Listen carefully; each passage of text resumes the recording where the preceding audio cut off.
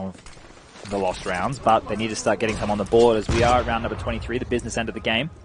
Once again, early nade damage coming in from North. Crims is going to be tagged down to 70 points of health, and he's been kind of left to his own devices to set the pace. They're going to do a late smoke wall, and they're not going to get it completely extinguished. So you could see the Molotov exchange trying to be scissor, paper, rock there on Yard. The mind games of the utility. And still getting the better was Valdemar, popping his head up, taking down Crims, and that's a big scalp to take as Crims, the highest rated player for FNATIC in the tournament before this series kicked on off. Just thought he had room to work with, really with a no man's land, and the panic set in when the shots came through the edge of the smoke from Secret. Leaves Twist in a similar position with nowhere to go. AZ finding him as well. You on 2 HP, but Brolin makes space for that. Problem is the bomb. Still down at the main yard, and they've got 2 people watching it if you include AZ. He's not directly looking at it, but he certainly has the angle to swing, and they've got Secret, double peek toward Brolin. They knew he was already up toward Heaven. It's 13 for North. Yeah, the key thing that North were able to do on their T-side was make a lot of space to make the mid-rounds really messy. FNATIC had to watch a lot of different angles. They weren't sure what was open. That's when the communication really comes into play. And when you've done your contingencies of where to rotate when different parts of the map have been taken, and they're doing different strategies, they're doing more unique plays, either really quick stuff or using smokes differently, then you have to adapt on the fly. You have to hope that everybody's on board and communicating perfectly. So FNATIC will take a timeout here. They're going to talk through their options. Jumpy, you can see him exchanging on your screen there, back and forth with Exist on what they need to do.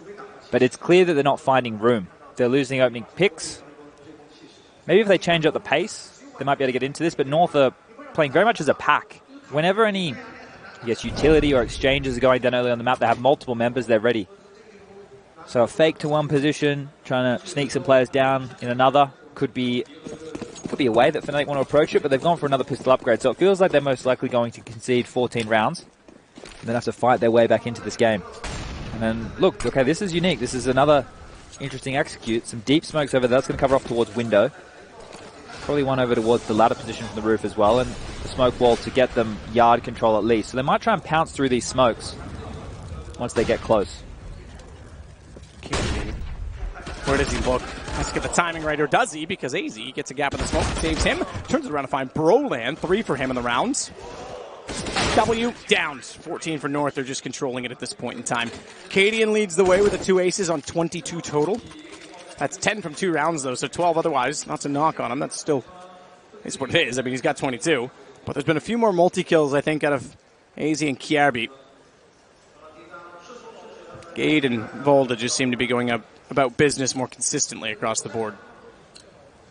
The desk was talking during that segment about if this does go to a third. I know Pimp was on board, that things start to swing in the favor of North a little bit because of the amount of teamwork, the utility usage, the being well drilled, being a key factor on a map like Inferno. We still need to get there, but things are looking very good for North right now.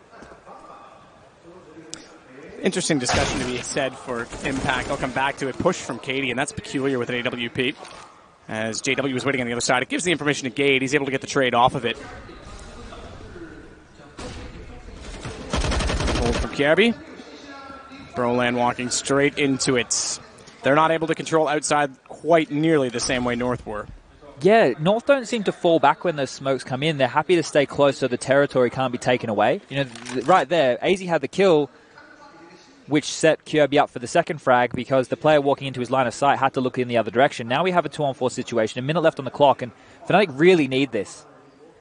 They have Twist and Exist alive. They have a smoke, flash, and a Molotov between them, and going close within the vents will be Twist using this as a shotgun. I'm going to peek on out towards Decon from that position, and he's left his teammates. So they're taking the potential for one-on-one duels here in this lower bomb site.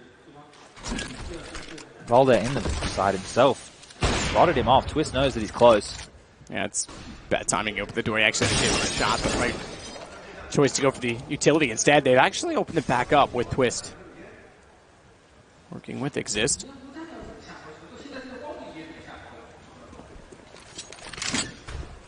Door shut. Opened immediately after. They knew he was close because he was immediately on the other side. Went safely with the silo in between 15 seconds. Unfortunately, Twist is down, so he's got one to at least give Exist a better chance. There might exist a Twist in this round. Nearly got the shot toward the door.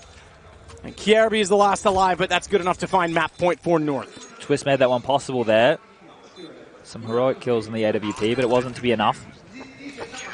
He's just only grabbing his 9th kill of the game right there. If he had won that clutch, then that may have made up for his low frag shots. The point I was going to make about impact and the argument you could have with it, if you just looked at the score sheet and the scores, you would say, geez, Cade in 22, good game, great game. Not that it isn't, but sometimes there's more to it, right? If you get 2 aces, and both of those aces, one was against an eco where everyone else was still alive. Sure. And the second was against guns, but everyone else was still alive. That's to say his aces didn't have as much. He got 5 kills. Sure. But there was other players that would have probably picked it up and won out the rounds. You could argue the first 3 would have been the impact, right? Yeah. So then you take those back, and you're down to more like a 12-14 impact kills. And then you get guys like Gade that aren't getting a lot of multis, but they're getting them in every round, so he's contributing more to the wins. There's a lot more to it than that. It's the multi-kills that I really like, and I think Kjærbye, again, has looked solid. In fact, ties now Cade at the top, and he's looking for more outside. He'll do exactly that. And Vald is the other one that seems to be consistently finding multi-kill rounds when he gets them. It's not like he's getting them every round, but when he gets 1, he typically gets 2. I think this is all she wrote for FNATIC on Nuke. Grims gets Cade down. Speaking of, but again, Vald is the one to trade. Kjærbye holding outside, finds a second in the rounds. He'll fall to twist in the end. It's 1-on-3, but this should be Inferno pretty much secured.